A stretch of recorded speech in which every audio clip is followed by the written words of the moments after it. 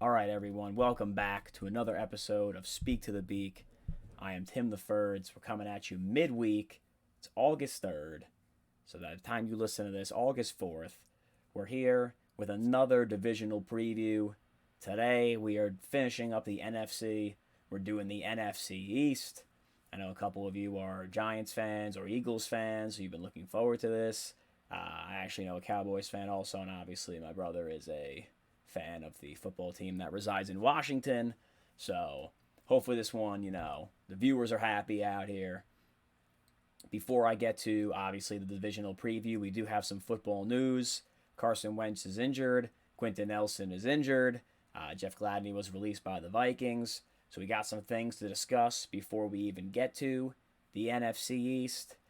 But obviously before that, usual things I'm going to tell you. Go to the website, beakbrands.com. Written content is there. The podcast is there. We just started last week our 32 and 32 series. So every day you're going to get an in-depth look at a team. Fantasy nuggets there as well in case you're a fantasy football player. So that's definitely good stuff. You can follow at Beak Brands on Twitter, Instagram, and Facebook. All our stuff is posted there. Basically, the second it's posted on the website, so that'll keep you up to date. Definitely, if you're on YouTube, subscribe to the channel, like the video, share the video. I've been putting some people on here, throwing some content at them. So hopefully, we're getting some positive reviews there, and we are. And if you're a Spotify, Apple Podcast listener, definitely check that out. Rate and review, subscribe and follow. I've heard that my voice is a little low, so we amped up the volume a little bit today. So hopefully there's no mic popping going on out here, but I get your feedback, all right? And I listened to it myself. It was a little low. So that's all for important news. And let's get started with Carson Wentz and Quenton Nelson here, even though we're not doing the AFC South today. Obviously, it's notable news. Carson Wentz and Quenton Nelson, according to the Twitter machine there, basically have the same exact injury. They both needed foot surgery, or they had foot surgery. They're out 5 to 12 weeks. That's a pretty wide timetable. I'm going to go out on a limb here and say that they're not back in the first 5 to 6 weeks of that. 6 weeks would put you from this recording basically opening weekend. So I doubt that either of them play that week. This is bad news for the Colts because the beginning of their schedule is really hard. Seattle, the Rams, the Titans, Miami, Baltimore, all in a row to start. Then they'll kill Houston no matter who's at quarterback. Then they get San Francisco and Tennessee again. Those are the first 8 weeks of the season. They don't have their bye until week 14. So if Carson Wentz is out for closer to the 12 week than the 5 week, that could be a problem for the Colts. It's a problem for me because I had them doing very, very well and winning that division as of like 5 days ago. That is no longer the case because if Carson Wentz is not playing in those first couple of games, there's no chance they beat the Rams, Seahawks, and all those other teams. So that's a shame for them. There's a lot of chatter about Nick Foles potentially going to the Colts. There is not a chance they do that, if you ask me. Carson Wentz, I don't know, is like mentally unstable when Nick Foles is around. Like he's already got that looming from his Philadelphia days. I think the worst thing you could do is trade for Nick Foles and be like, all right, yeah, great, we're going to put you guys back together. Woohoo! You don't think that's the answer? I guess if I were them, I'm going to go tell Phillip Rivers how much money is it going to take for us to get you to stop coaching high school football, buddy.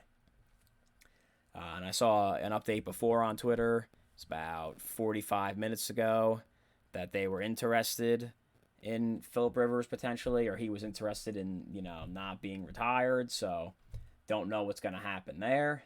But if I'm the Colts, there's no way I'm rolling out Jacob Eason and Brett Hundley. Not a chance. But now you can't even run the ball with a big prowess there because Quenton Nelson, the best guard in football, is out. Obviously, they're still going to run the ball. I haven't seen anything or heard anything about Eric Fisher, but to me, he ruptured his Achilles in the AFC Championship game against Buffalo. So without knowing anything about his rehab status, I'm just going to say he's probably not going to play the first week. because that would be some pretty quick recovery time from a ruptured Achilles. Because what was that, January? 7 months? I don't know. I mean, he doesn't need to like explode or anything. He's not a skill position player, but still, you would like that to be stable. So the offensive line for the Colts definitely not in great shape. So we're going to see what happens with them kind of going forward. We get to the AFC South. Hopefully we have some more clarity. Another piece of news here, Jeff Gladney, released by the Vikings. He was their first-round pick last year. Really wanted the Chiefs to take that guy. He had a really good year last year, all things considered, because the Vikings' defense was terrible. It's a domestic violence thing. You know, I don't know why teams keep doing this. They're just like, we're just going to keep releasing these players thinking that no one's going to pick them up. Like, people are going to pick them up. That's just how it works. I mean, if you're good, you're going to, be on a team. The Chiefs have like 3 of them on their own team right now. I wouldn't be surprised if Andy Reid already posted Jeff Gladney's bail so that they could sign him and bring him to Kansas City. Him and Jerry Jones are probably fighting over it.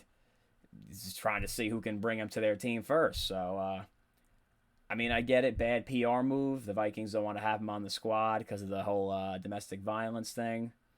As a fan of a team, I say just go get him. Who cares? If he goes to prison, then you could just cut him, but that's just me. I'm not the one taking the PR hit. So just a little news there in terms of the Colts as well as Jeff Gladney. Let's get to the NFC East. All right, so here we go. We're going to start with the Philadelphia Eagles. If you're new to this format, and you're probably like, what are we doing here today?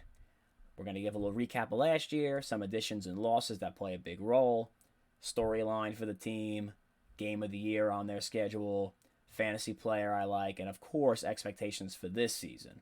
So like I said, we're going to start with the Philadelphia Eagles. Last year, not great.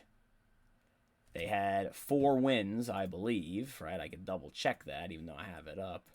I wrote down, because they had a tie. I was going to say I wrote down 4-11. That doesn't make sense. 4-11-1. Lots of Jalen Hurts drama. Not only was, is he going to take Carson Wentz's job, and then eventually he did take Carson Wentz's job. And then in the last game of the season, they were like, we're going to bench you for Nate Sudfeld. I don't know what Doug Peterson was doing. Doug Peterson is now gone. He lost his job. And obviously, like normal, the entire Eagles team was on injured reserve. So obviously, they had some turnover this season. So who did they bring in? Devonta Smith, wide receiver, Alabama, already injured, because of course he is.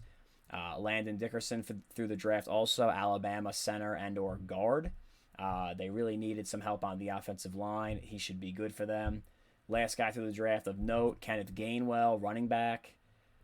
I don't know why. The Eagles just can't let Miles Sanders be a thing. They also brought in Kerryon Johnson.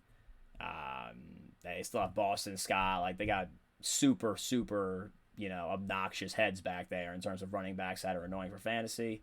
But on the bright side, they did bring in Anthony Harris, good safety from the Vikings, should help the defense.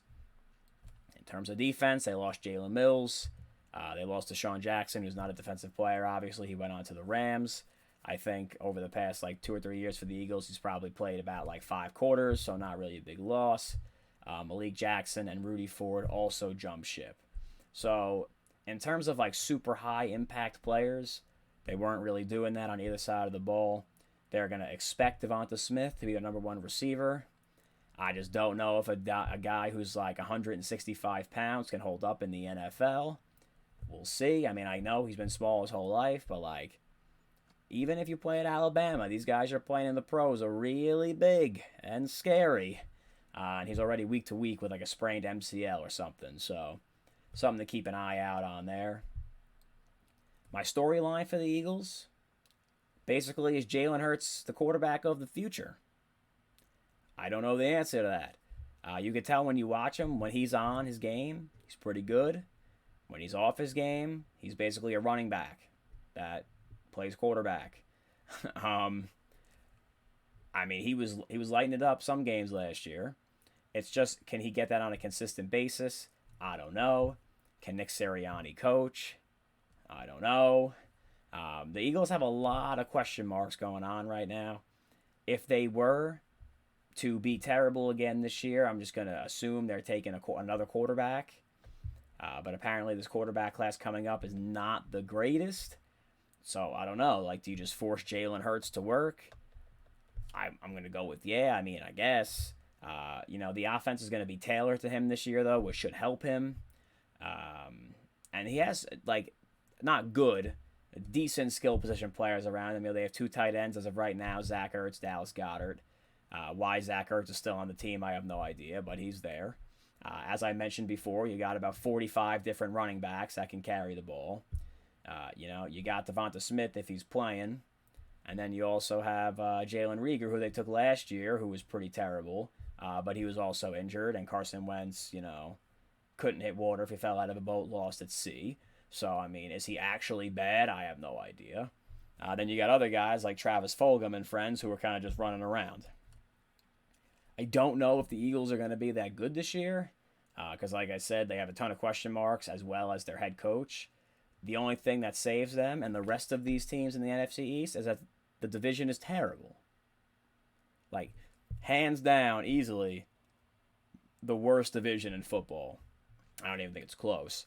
So that's going to bring us to their game of the year. And I'm going to say at the Jets week 13. You're probably saying that is terrible. And I'll tell you why it's not potentially terrible. Now, yes, they are both green and white, so they have the qualifications to be awful. But the reason I picked at the Jets week 13 is because you get a good gauge on your quarterback. So really, because what fans do, and probably what the Eagles front office is going to do as well as the Jets, because, Jalen Hurts would have had some time. Like I said, it's week 13 to kind of get into the offense. Same thing with Zach Wilson over there and the Jets. If Zach Wilson in his first year as the starter grossly outplays Jalen Hurts in that game, because both teams' defenses are not good, you're probably going to say, hey, maybe we need a quarterback because this guy the Jets just took out of a relatively small school is lighting us up right now. And the guy we have that played at basically 2 huge Power 5 schools in Alabama and Oklahoma can't outplay this kid.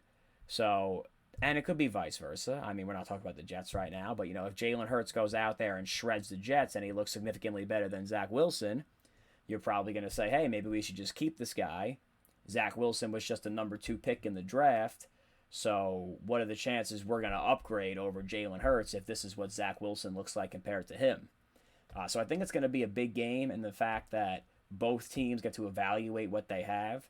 And this game might determine, in the back of someone's mind, if Jalen Hurts is the quarterback of the future for the Philadelphia Eagles. And if my buddy Ricky knows anything, it's that he's very frustrating to watch. So shout out Ricky. Fantasy player on the Eagles that I like at their current ADP, which is average draft position. Guess who? Jalen Hurts. He's quarterback 13. You're probably saying, you just told me for 10 minutes that you were undecided on this guy. And I am, for real life. But for fantasy, he's got the secret code to be good. He can run. He's basically a running back that qualifies as quarterback. Definitely sign me up for that. He's currently going as quarterback 13. So if you play in a 12-team league, you don't even have to draft him as your starting quarterback. You can stream him. And let's check the Eagles' schedule early on, relatively light. At Atlanta, love that. Then San Francisco, don't like that. At Dallas, love that. The Chiefs, love that. Carolina Panthers, you love that. Tampa, no thank you. Then you get the Raiders and Lions back-to-back. Then you get a stretch of a couple games where you can't use them. But then you get the Giants and the Jets back-to-back, and they have the Week 14 bye. So you can really use them in fantasy football for 80% of the team's games to start, assuming that he's not terrible. He's not going to cost you huge draft capital. He's currently going as the 97th player overall off the board. So if you're in a 10-team league, you're looking at like 9th, 10th round. 12-team league, maybe a little bit earlier. But you could definitely have 2 running backs, 3 receivers, and a couple of bench guys before you even draft a quarterback. So that's why I'm going with Jalen Hurts as the fantasy player I like here. My expectations for the Eagles, I don't think it's going to be good. I don't think they're a great team. I don't know what they're doing on either side of the ball. Like they have good players, but I'm not sure where they fit in with one another. I currently have the Eagles projected to go 5-12. They do have a couple of coin flip games. Carolina, Detroit, the Raiders, that could potentially flip that to 7 or 8 wins, maybe. I just don't know if Jalen Hurts is the answer. And even if he is, I don't know if Nick Sirianni is the guy that's going to lead him there because I've never seen him coach. So it's tough for me to predict their record. I'm going to go with 5-12. Would I be surprised if they won 7 games? No. Would I be surprised if they won 3 games? Also, no. So I think they're going to finish towards the bottom of the barrel here.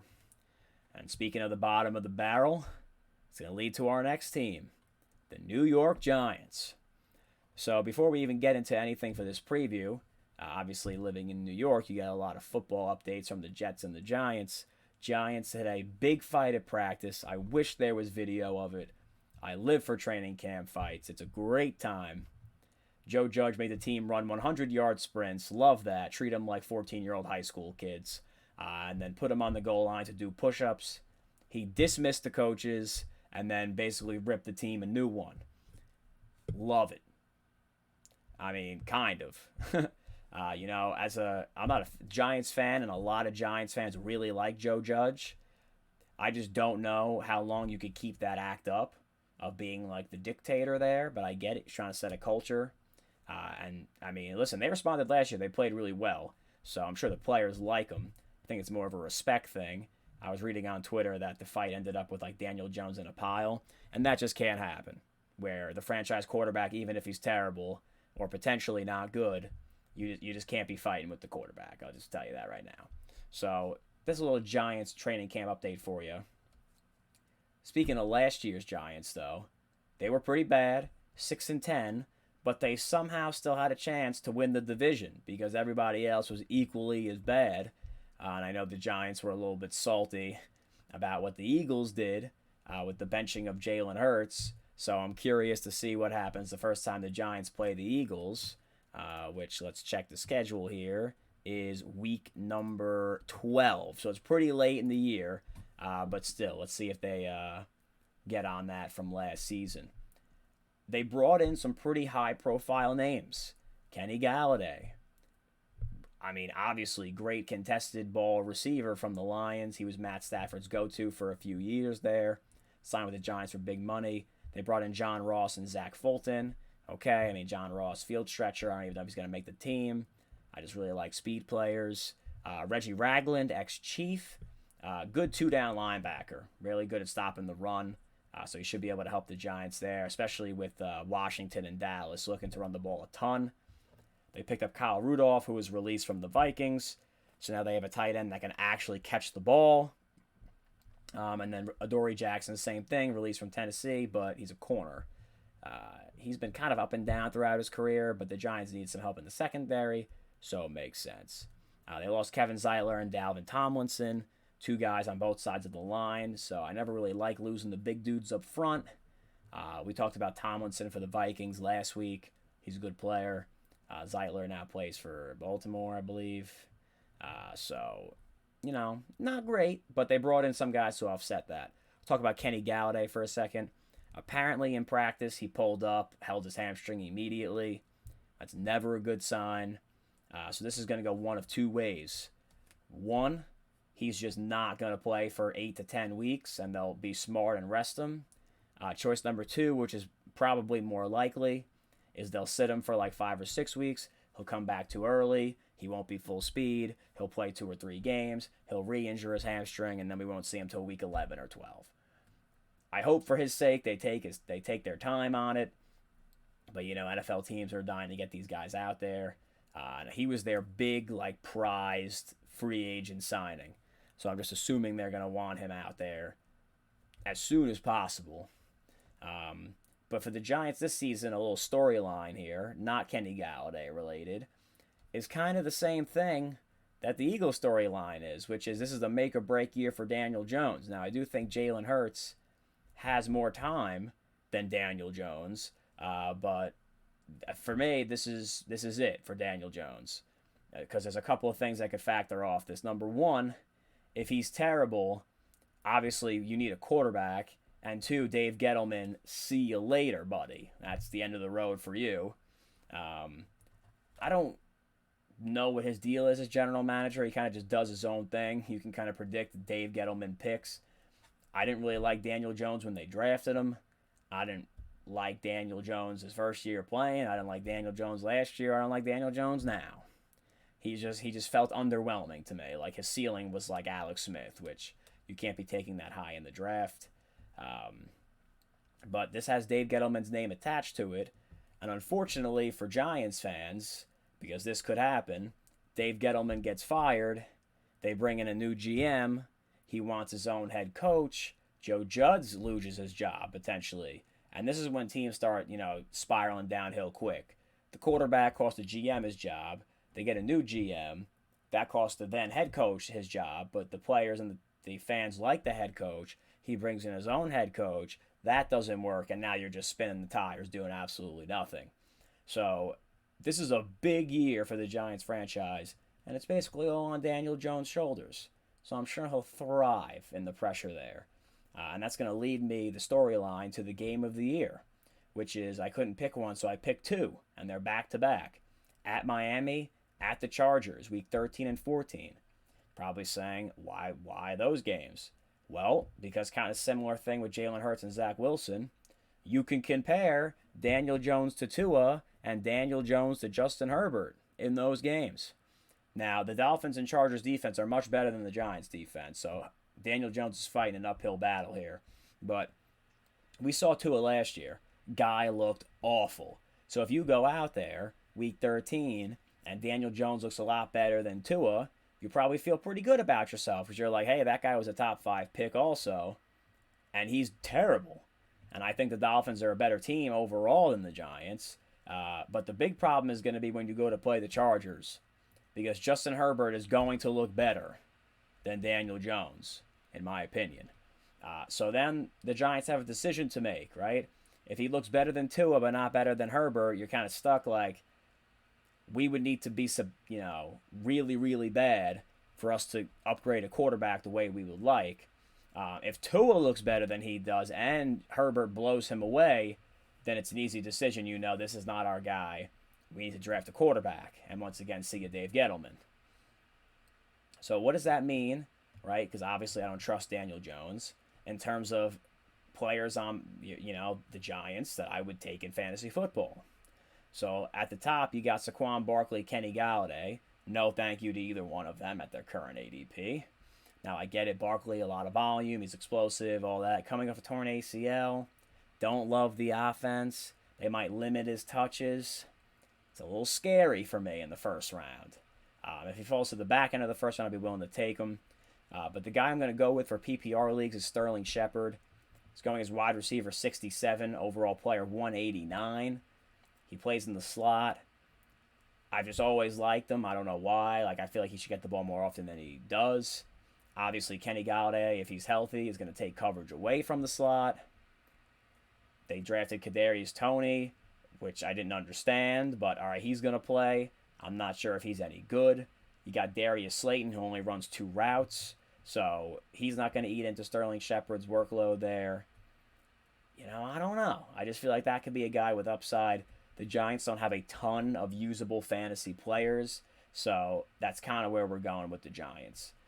Expectations for them, once again, not great. I currently have them slated for 5 or 6 wins. You look at the schedule, obviously it's very similar to the Eagles. You got a couple of coin flip games that could go either way, such as the Denver Broncos, the Panthers, the Raiders, Miami. Obviously, you get your divisional games 2 times apiece. They play the Bears week 17, which could potentially be tough, depending on if Justin Fields is good. So, the Giants, another team fighting an uphill battle there. I have them missing the playoffs. This is a team I would be surprised if they won 8 games, because I am not a Daniel Jones believer. So just wanted to throw that out there. So that leaves us with 2 teams left in this division. You got Washington and you got Dallas. We're going to do Dallas first because they're on Hard Knocks. So what happened last year? Could sum this up pretty quickly. Dak got injured.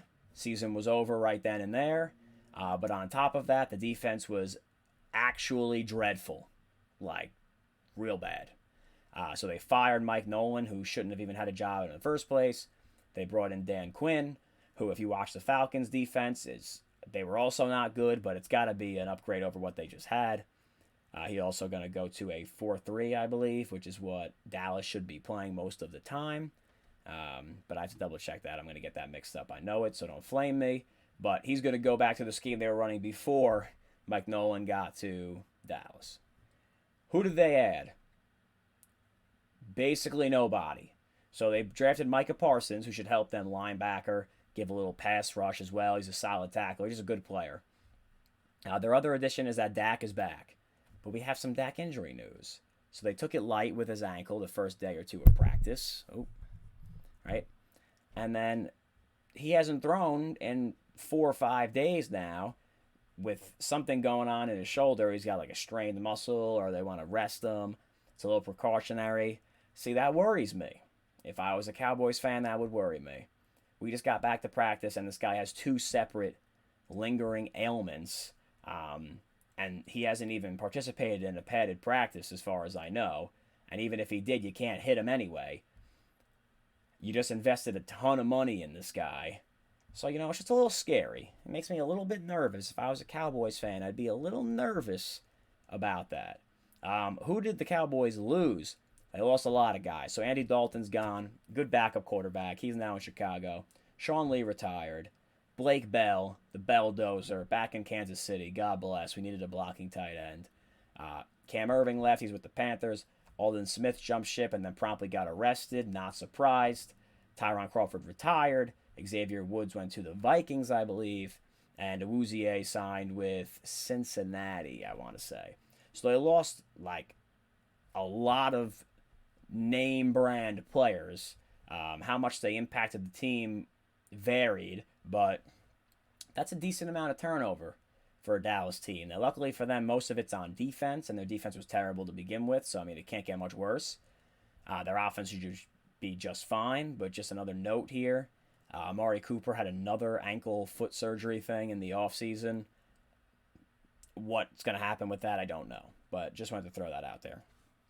So my storyline for the Cowboys is, can Mike McCarthy actually coach? Right, so we thought all this time in Green Bay, it was like, hey, this guy's a great coach. And when he got fired, a lot of Jets fans here, trust me, I would know, wanted Mike McCarthy to be the head coach of the Jets as opposed to Adam Gase. Now, were they wrong? Probably not, because Adam Gase was a disaster. But, after Mike McCarthy's last couple of years in Green Bay, and now his first year in Dallas heading into year 2, it kind of looks like Aaron Rodgers was the guy just propping him up, making him look good. So I guess we'll know this year if Mike McCarthy is actually good or not at his job. He claims he would like to run the ball and be balanced. We'll see what happens. Obviously with Zeke, CeeDee Lamb, Amari Cooper, Michael Gallup, you got Blake Jarwin's back. You got a ton of dudes at skill position players that can play. It's going to come down to their defense. That's just what it's going to be. If their defense is good, they'll be good. If their defense is bad like it was last year, it's hard to be balanced because you can't stop anybody. Which is going to lead me to my game of the year for them. Look at this. Good at the solo person transition here. So what's the game of the year? Week 9 against Denver. A great, great defensive team in the Denver Broncos with a minuscule offense versus a great, great offensive team in the Dallas Cowboys with a defense that is to be determined good or bad. I'm leaning to start towards bad. By week 9, they might have it figured out, but I like matchups where it's like strength on strength because you really get to see, like, is it scheme-driven? Is it because of the players? Is it both? Are they really like this offensive powerhouse? You know what I mean?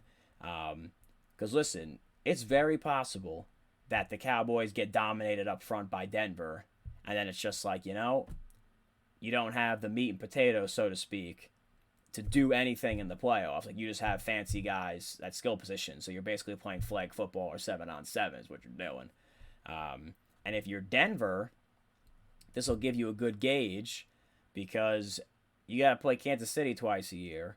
You got to play the Chargers twice a year. And obviously, between those two teams alone, you got Tyreek Hill, Kelsey, Clyde Edwards-Helaire, Mecole Hardman, Keenan Allen, who's one of the best receivers in the league. Dude, super underrated.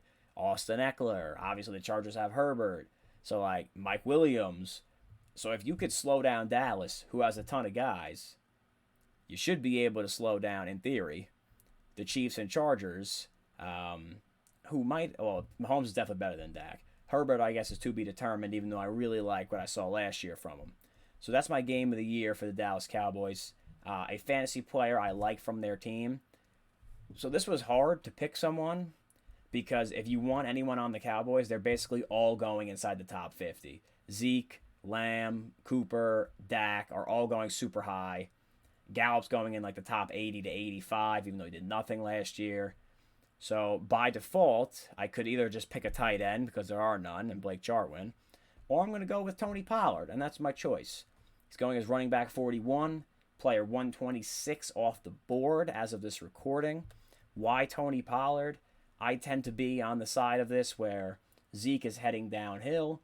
He has a lot of work on his body. He doesn't look like the same guy. When you watched the Cowboys last year, you could tell that Pollard just looked better.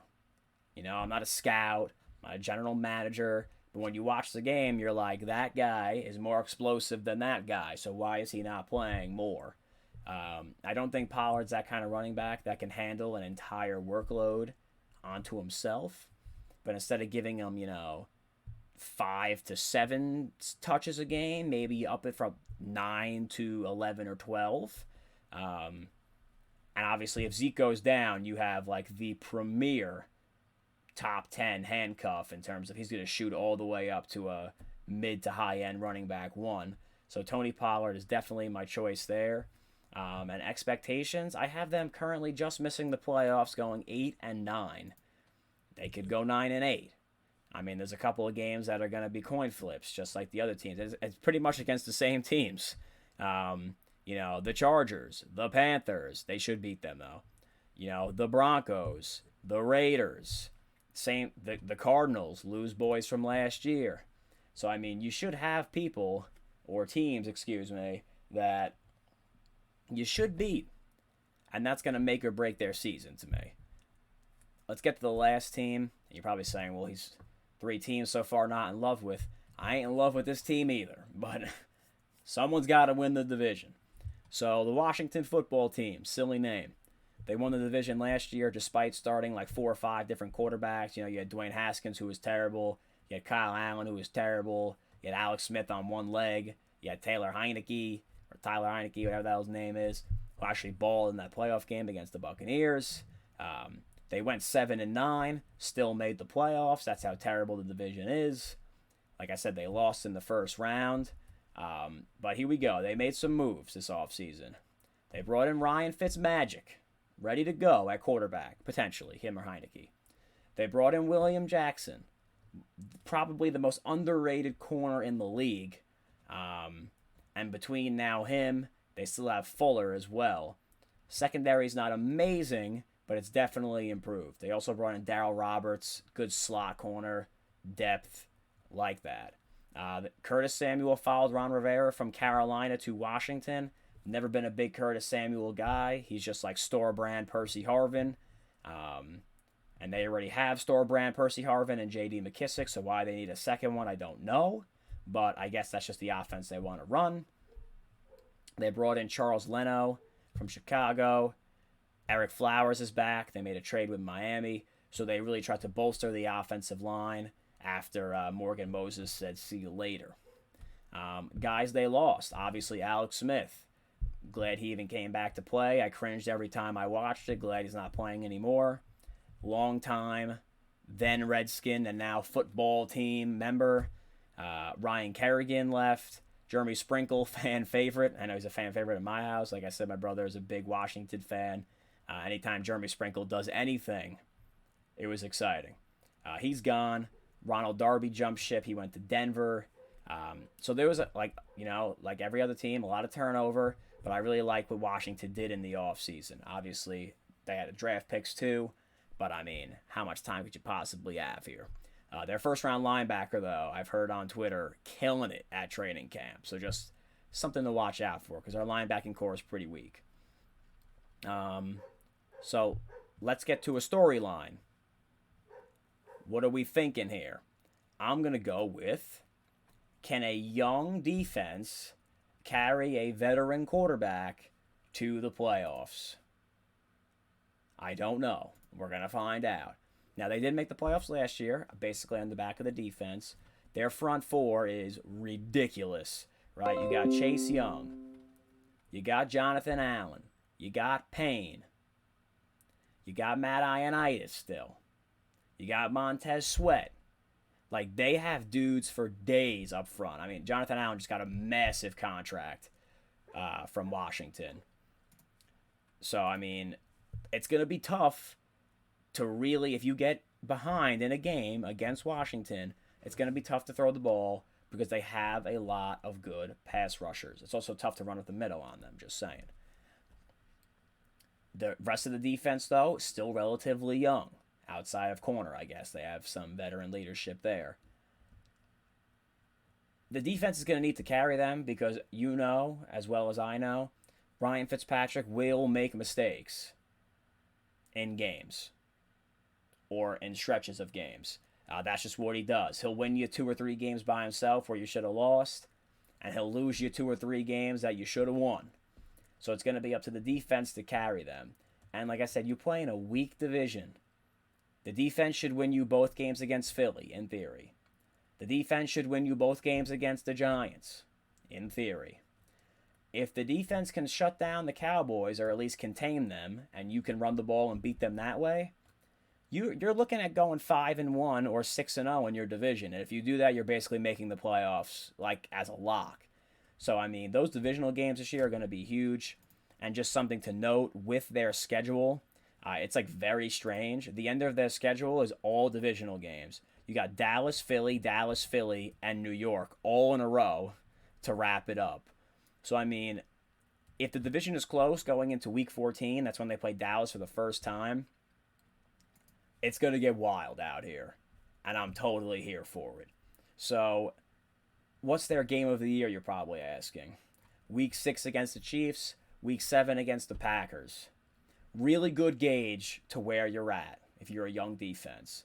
Because if you go out there and you make life difficult for Pat Mahomes and Aaron Rodgers, you're on the right track. You probably have a Super Bowl defense. If you go out there and get absolutely lit up by the Chiefs and the Packers, you're probably like, all right, we're a great to good defense, but not like the 2000 Ravens. We're not there yet. I think the Chiefs can give them more problems than the Packers because Washington does not have a coverage safety or linebacker, which means Kelsey is going to eat. And it doesn't really matter how good your front four is because Mahomes is just going to do stuff he should not be doing. Green Bay's offense is more built off the run game, which Washington's pretty good at stopping. And you basically just have to put your whole team on Devontae Adams. And I'm obviously making this sound a lot easier than it actually is. But I think that Kelsey mismatch is going to be a problem for Washington. So we'll see how they, react to that there. Fantasy player I like for Washington, J.D. McKissick, smooches, baby. Running back 46, he's going as player 139 overall. They basically only have 2 viable options. You got Terry McLaurin, you got Antonio Gibson. They're both going in the top 25 players overall. The reason I like McKissick is twofold. Number one, he gets all the passing down work. So if you're in a PPR league, he's going to be good for you. And number two, Gibson had a little foot thing going on last year. And according to Medical Fantasy Twitter out there, this may or may not be a lingering issue. I'm not a doctor. I don't know. But it's not just one person saying it. So, if I'm an Antonio Gibson owner in fantasy football, you probably could use some J.D. McKissick in your life. Just throwing that out there. And, Washington wants to run the ball a lot. What's my expectation for them? I currently have them winning the division at 9-8. Do I feel confident about that? Absolutely not. I have them playing the 49ers in the first round as of right now, and that is not good for them. Because you cannot run the ball on the 49ers, and you're basically going to ask Ryan Fitzpatrick to save the day in a playoff game. I don't know if I'm ready to do that. Obviously, that's not set in stone. Could the Cowboys win the division at 9-8?